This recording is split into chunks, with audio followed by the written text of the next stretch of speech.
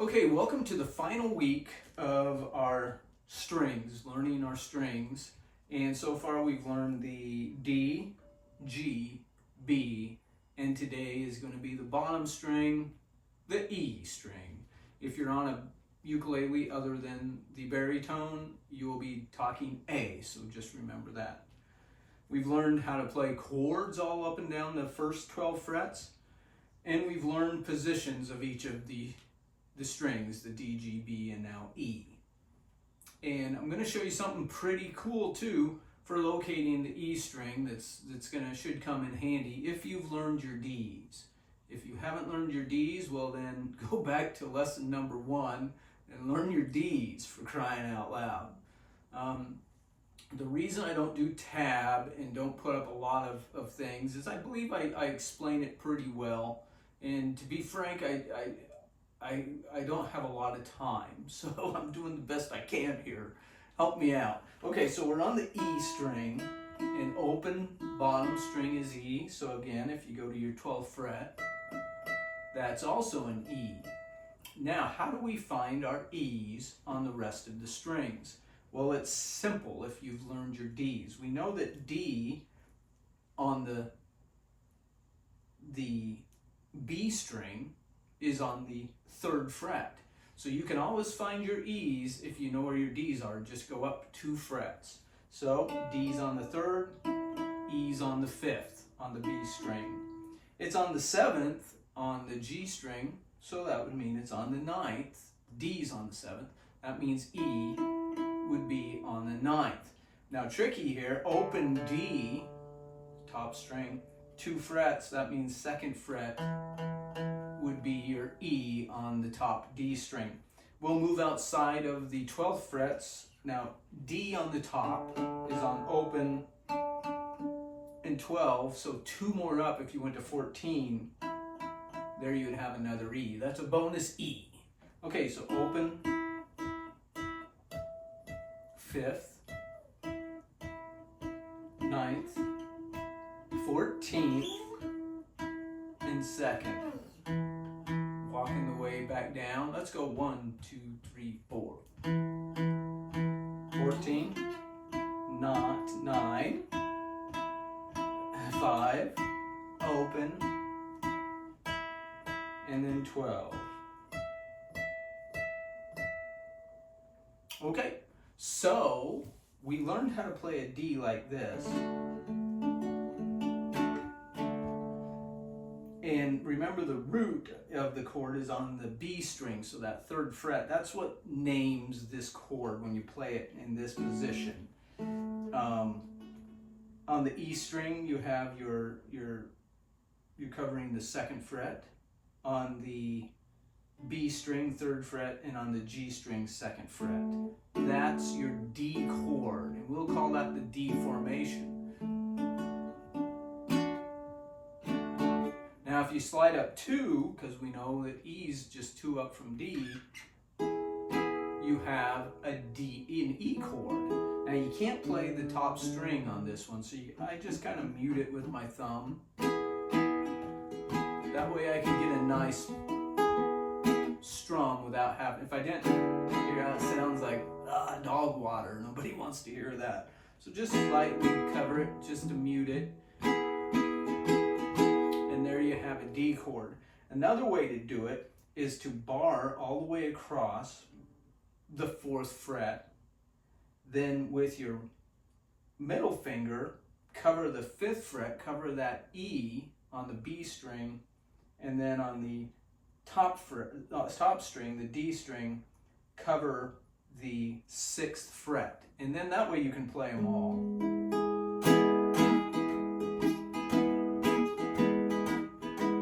See, I'm still playing this. I've just barred across, but then I've added this extra finger, so that way I can play the top string. Okay, another way to play E is bottom 2 strings open, E and B. On the G string, you'll play the 1st fret And on the D string, you'll play the E, which is on the 2nd fret we just learned. So that's another way to play E. And then play this D formation up with your, on the 5th fret on the B string, muting the top. Or the second way to play it was where we barred across 4. We just did this, so I'm not going to go over it again. That's another way, so that's 3 E's. And then the other one is, well, we know if we cover the pinky and we cover the 12th fret on that E note on the bottom string, and then on the 9th fret we bar across the rest, we have another E chord. And remember the 9th fret of that G string, that's another E. So there's an E here on the 9th and an E here on the 12th.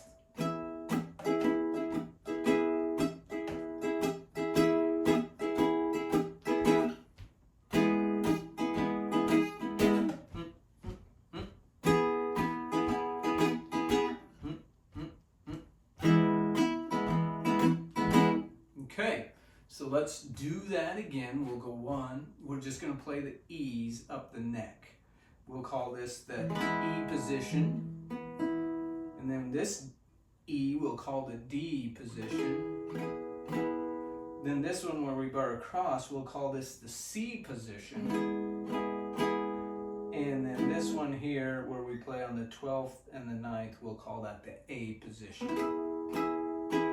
Those are the chord positions for this. So let's start here on the E position.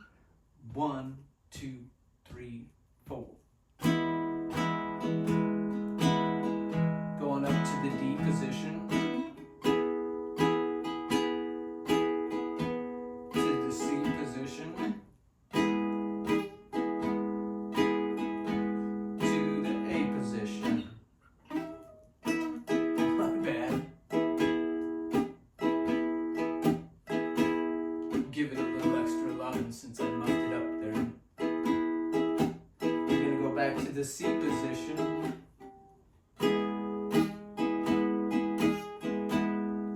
To the D position. Back up to the E position. Okay, so now you know 4 different ways to play the E chord. Now, something I wanted you to start doing is getting used to finger picking. And we did this a little bit, but thumb is on the top string, 1st finger on the G string, 3rd finger on the B, and the 4th finger on the E. And you just...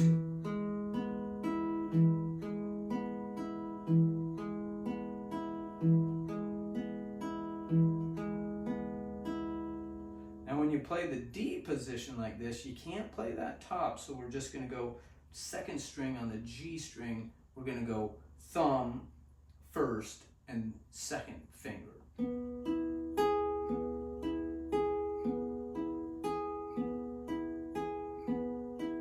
Now in the C position, we're going to go again all 4.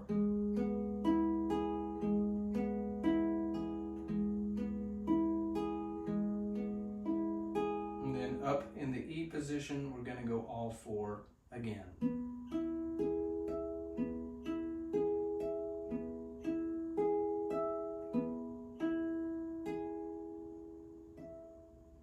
Little pause for effect. So this is something you can do. Just start real slow. Just do some strums. And then do some finger stuff.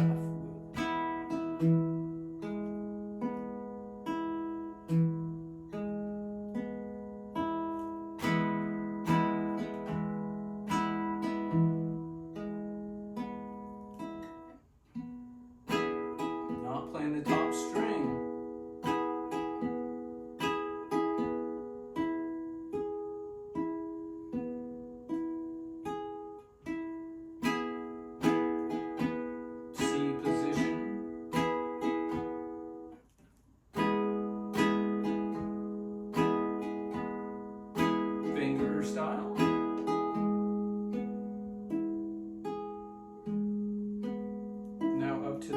position.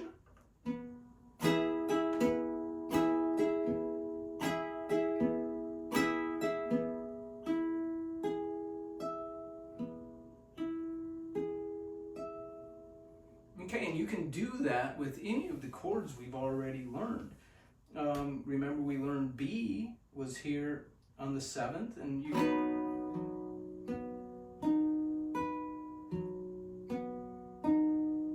B was also down here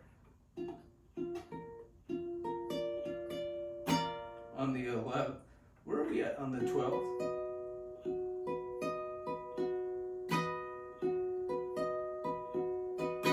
Or you could do the bar across the 12th and play the there. That one's kind of hard. I'd shy away from that. You could play the B up here, like mute the top string.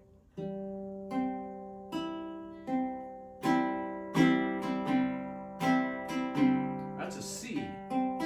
It's not a B. I guess you can't do that. Could you do that? You couldn't do that one up here. So the next one you would do is be on the 7th fret, where you bar the 7th. That's the E position that we played up here, and I don't want to confuse you. Go back and watch the B lesson. But the point is you can strum all these. So practice that, get used to.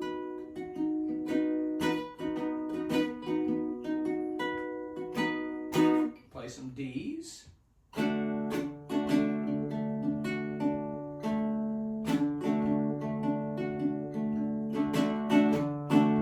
E.